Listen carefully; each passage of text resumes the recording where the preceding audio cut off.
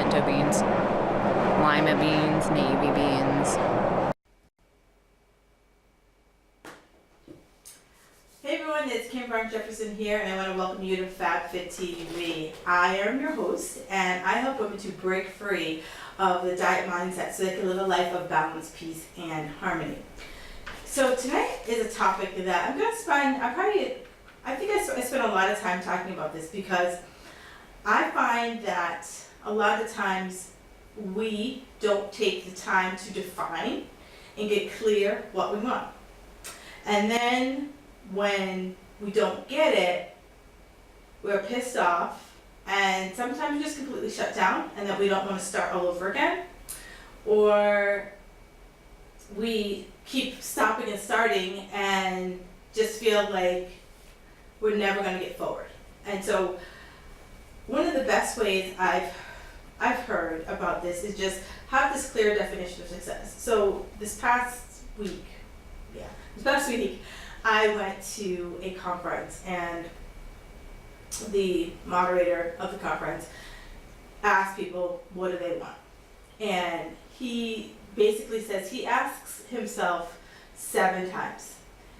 And, he had us partner up with, a complete stranger and ask us what we want. But this time we went for 3 minutes. So partner A went for 3 minutes, partner B went for 3 minutes, and you literally just went down the line, what do you want? And the partner just kept asking, what do you want, what do you want, what do you want? And it's funny because, at the beginning when you're saying, what do you want? And you start off and you're like, you talk about your family, you talk about your, your career, you talk about your life. And then, somewhere in that second to third minute, you start saying stuff that you pretty much never articulated out loud, or maybe let yourself think about, and then you're kind of like, well, did that come out of my mouth? Did I say that? And then the second part of it, so you say, what do you want, what do you want, what do you want? So then the second part of it was, why don't you have it? And it wasn't in a beat the crap out of yourself, like you're a loser. It was more like, what is stopping you from, the litany of things you said you wanted, what is stopping you from it?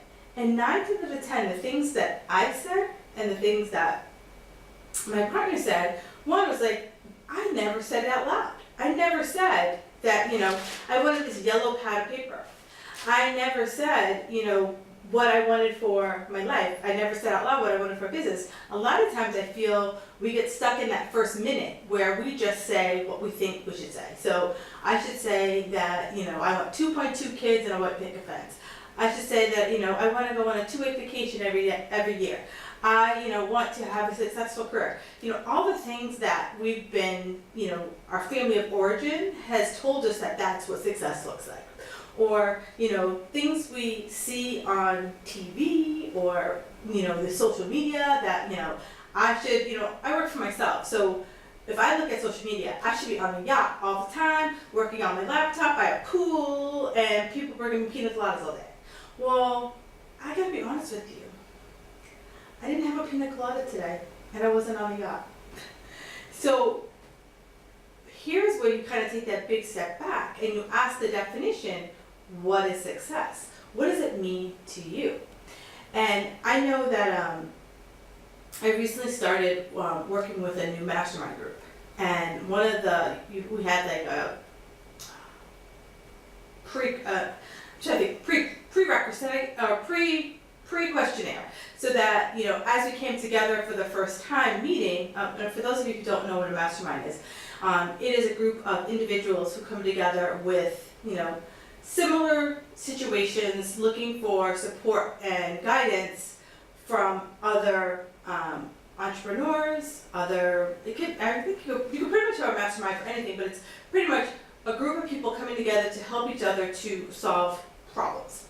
So in this mastermind, I'm with other business professionals, and you have to fill out the pre-questionnaire, and basically it helps other people in the group understand where Kim's coming from, and that, you know, I can know where Susie's coming from, where Sal's coming from, where Harry's coming from, so that when we get together, I know that, you know, Susie does this, you know, this is what Susie's business is, and here are the 3 things she's looking to accomplish by being part of Mastermind. So, with that said, so as we are talking about what we want, the very first question was, how do you define success? So you had to say, here are the 3 things, and we're together for 6 months. So over the course of 6 months, what are you looking to accomplish, you know, by being a part of this mastermind? And so you write down, you know, these are 3 things I want to accomplish. Then the second question is, how would you define success? And, you know, just like when I was at that event and they asked, you know, what do you want, what do you want, what do you want? I, you know, literally found myself writing that like pat answer, like, I would love a successful launch, and I would love, and then I was like, is that clear? What does a successful launch look like? Because what I consider a successful launch might not be what someone else considers a successful launch, but then am I saying a successful launch for, am I comparing it to someone else? So am I saying, oh, if I don't bring in 40 people to my next program, then it's crap? Because I saw someone else with a similar program bring in 40, so I feel like I need to do the same thing that they did? Or have I really sat down and said, what does success look like to me? Can I feel success in my bones? Because if I can't feel it, I can't embrace that success, it's going to elude me. And I know that sounds a little hokey and a little woo-woo. And one of the things that I've always, I truly believe that if you can't connect to your goal, if you can't close your eyes and see it happening, you're hard pressed to get it. So go with me on this little tangent. So how many of you have ever picked a vacation spot? You've never been to it. So say, you know, let's say Jamaica, Hawaii. You've never been to it. You know, we're going to use Hawaii as a perfect example. So Hawaii. My whole life, I have always fantasized about going to Hawaii. It was just a place I always wanted to go to. Every time I saw a picture of Hawaii, I could see myself there. Like, I was just like, that is my place. Meanwhile, I had never been there. So, several years ago, I was working for a corporate company, and I was flying like a banshee. And I told myself that when I hit enough miles to fly first class, even if I had to go by myself, I was going to go to Hawaii. That was a sign that I should go to Hawaii. And I was going to stay 2 weeks, and at that point, I had never taken a 2-week vacation, and I literally said this was what success was for me, so that I defined what success was. Success for me was Hawaii. I had never been there, but I could totally see myself laying underneath the palm tree and having the surf crash in front of me, drinking out of a pineapple. And I set myself up with these parameters that, you know, when I hit 80,000 miles flying, I was going to book my trip. I told myself I was staying 2 weeks, and I had never stayed anywhere for 2 weeks. Last time I had a 2-week vacation, I was in college. And those are all the things that I said, well, this is what success was. Well, guess what? I went to Hawaii. And I remember at the time, I had just met my husband, and he was my boyfriend at the time, and I told him, I'm like, yeah, I just hit 80,000 miles. I'm booking a trip to Hawaii. I'm going to go at this time. I said, if you pay your cards right, in the next 6 months, you're probably going to hit another 80,000, and I'll bring you with me first class. And he like looked at me like, am I on crack? Well, let's just say he sat next to me when we went to Hawaii. And that was because I defined it, I executed it, and I saw it in my mind's eye. And so what I always ask people is, the clearer you define success, the more likely you are to have it. And it's those examples that I always go to when those kind of questions come to me. How would I define success? And when I find myself giving those pat answers, I'm like, can you see I want to have a successful launch. Can you see that? Can I look into that? Can I close my eyes and see, oh, it's a successful launch? No. I need to clearly define that a successful launch for my program is 10 people, taking the journey with me. These 10 people, and define what these 10 people are all about, so that I can like smell them. I can like almost hug them. That's how vivid the detail is. Have you ever had like a dream that is just so vivid that you like wake up and you're like, oh my God, was that real? Was it TV? That's how crystal clear you have to define success. And here's the rub for a lot of people. They want to define success like that. Like if I said, hey Kim, success, you want to be able to sit down in like 2 minutes and write it down. Sometimes it takes a couple times. I'm a big journaler, and sometimes, I will ask myself that question over a series of couple days, couple weeks, to really get like crystal clear and laser focused, depending on how big the goal is that I'm trying to define. And, many people go their whole lives without knowing what true success feels like, because, I don't know if I can say this on TV, but I'm gonna say it, and they'll just have to slap my wrist. We half-ass it. We go through the motions, and we say what we think we should say, and then we kind of sort of get results, we kind of sort of have success, and then we set the next goal.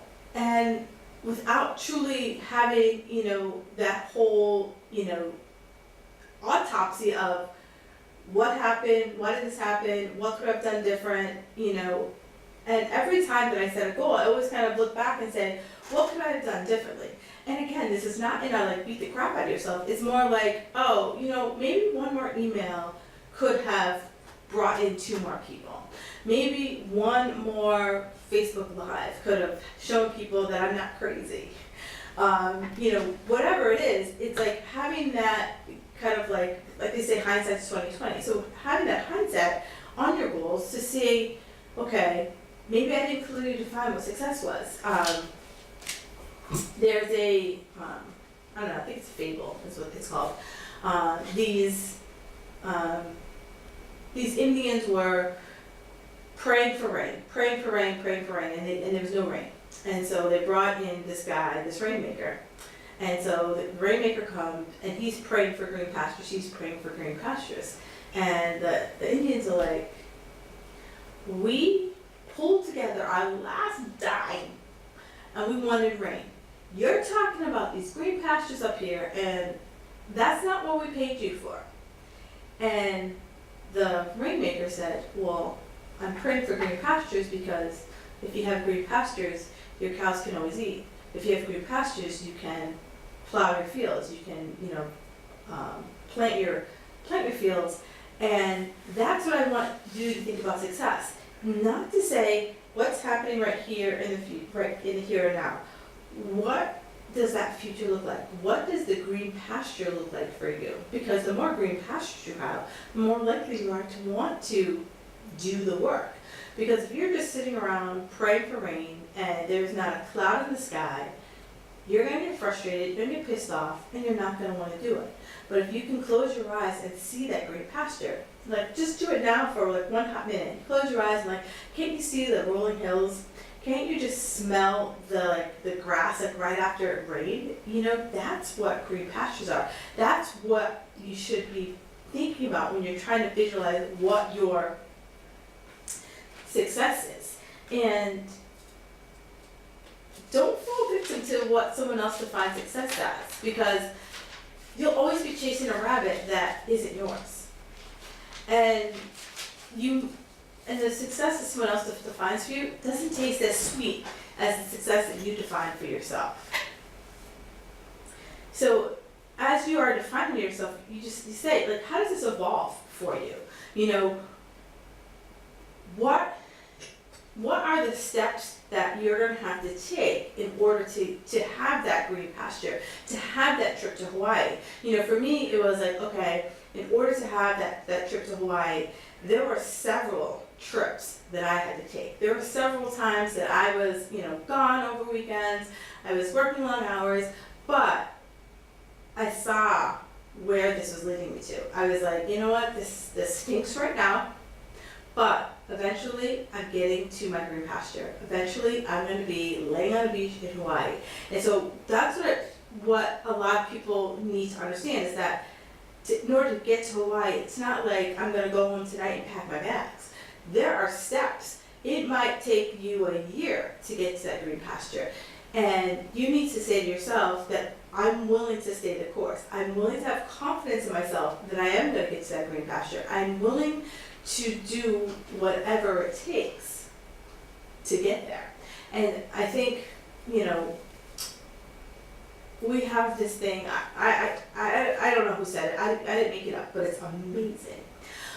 We have this Amazon Prime effect where we think that I just thought about Hawaii right now, and in 2 days, Hawaii should be knocking on my door and delivering it to me.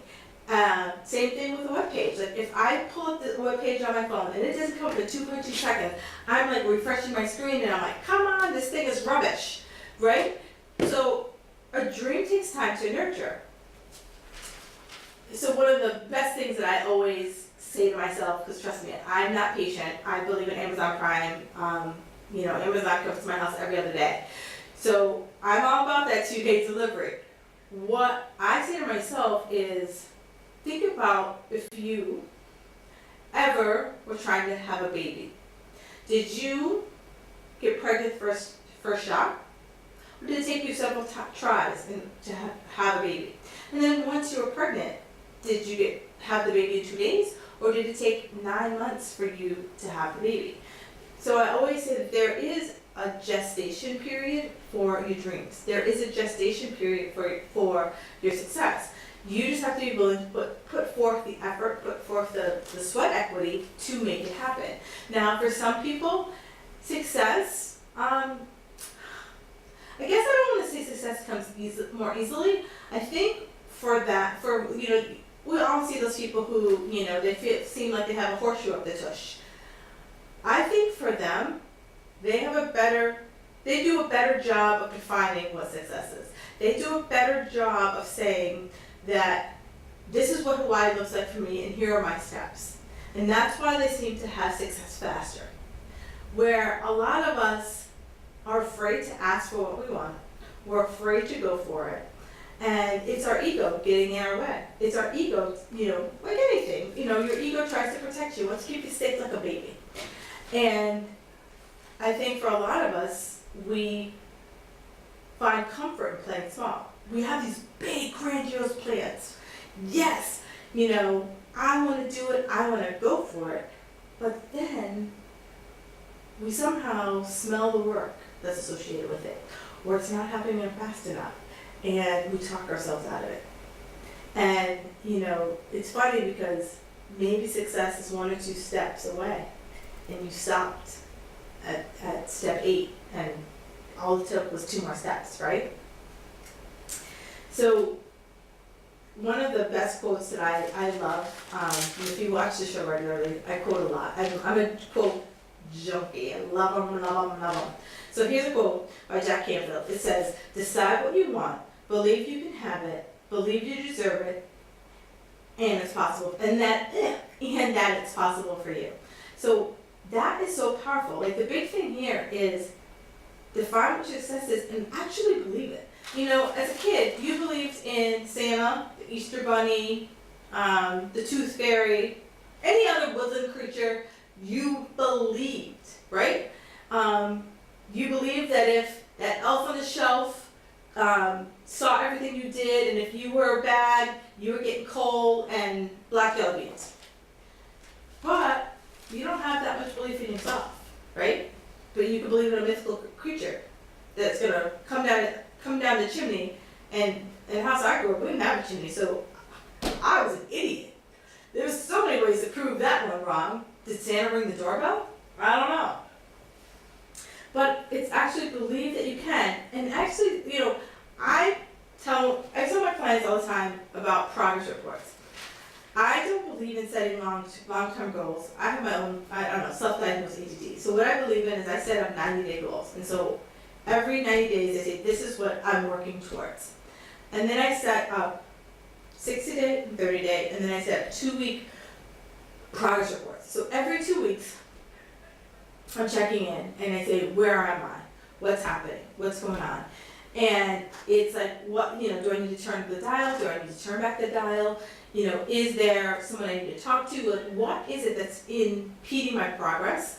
What is, where am I? And then if I've hit a milestone on my way to my bigger goal, I'm going to celebrate the heck out of that. And it's a way for you to know, are you on track? Because what I find is that, like, no one, what doesn't get measured doesn't get done. And that's pure fact. I don't measure, I tell my clients all the time, if you don't track and measure your food, how do you know what you ate? Now, at some point, you can eventually stop doing that, but initially, how do you know what you ate if you don't measure it? So, everything gets measured. Now, it's not in this anal process, it's literally like I have like a day on my calendar, a Friday, that I just say, it's a line item that says, where are you? And it's really looking at what I said I wanted to get accomplished in the month and saying, okay, where am I? Have I even started it? Or is there a delay? Because maybe I'm waiting on someone to give me something in order for me to get started. Maybe I've just got buried with something took me a little bit longer than I anticipated. And we all have that. How many times have you logged into your computer and thought it would take you 5 minutes to make this document really pretty? Well, then the file got corrupted or the website went down and you're just stuck, right? Waiting for something else to happen. So I want you to think about that. The other part I want you to think about is courage. Have the courage to keep going when the stuff hits the fan. Because the stuff will hit the fan. Not all the time, but it will. And so you ask yourself, when the stuff hits the fan, are you so committed to your success outcome that you'll find a way to go over, under, or around that obstacle? Because there is a way. And here's where I also say that you have to bring in that determination, the belief that it's possible. So go back to that goal. Anything's possible. You just have to believe that it is. And so it's having that belief that it's possible and becoming your own excuse buster, because I can procrastinate like nobody's business. And when I do that, I catch myself. I'll today, perfect example. I was putting the finishing touches on the show and I'm going to San Diego and I was like, hey, and I went to go look up something and I'm like, does that have anything to do with success right now?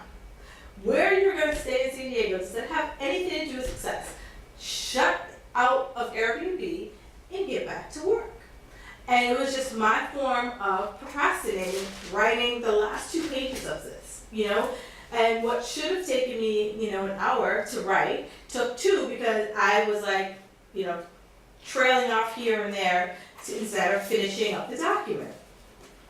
So I want you to be able to recognize those, recognize excuses of, you're going to sleep in or you're going to go meet for coffee for a friend, all these things you're going to do instead of just parking down your tush and doing the work.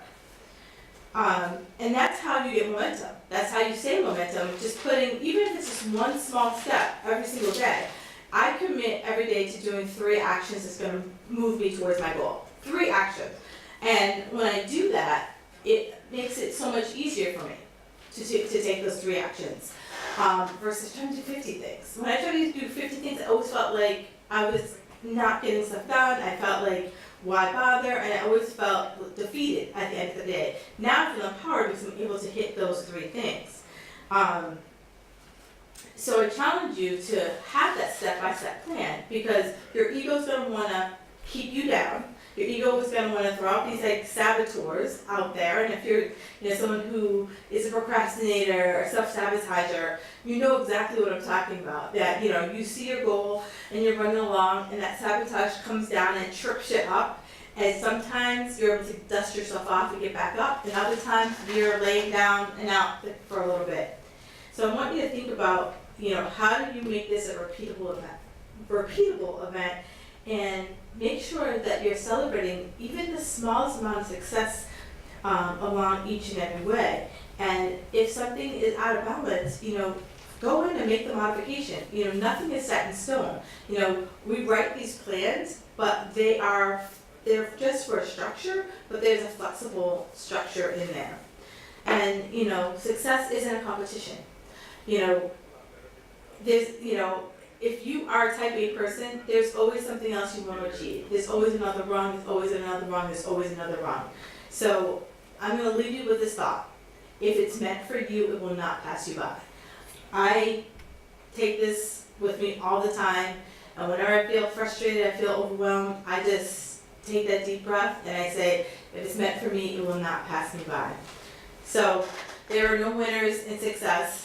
It's always, it's always a process. So step by step by step, and just make sure you celebrate. So my next show will be April 24th, and we're going to talk about how do you stop worrying.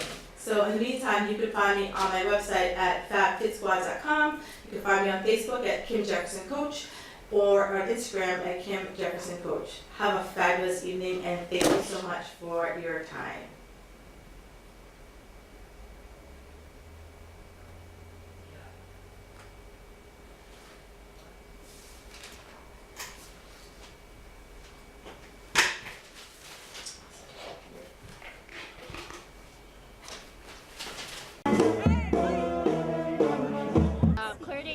Sort of an opener. She's an opening act. Anyone else want to chime in before I destroy our reputation? No, but Claire Danes is awesome. She's very talented. Cool. What about you, Bear? What do you think about Claire Danes? Very good. That's nice. Yeah.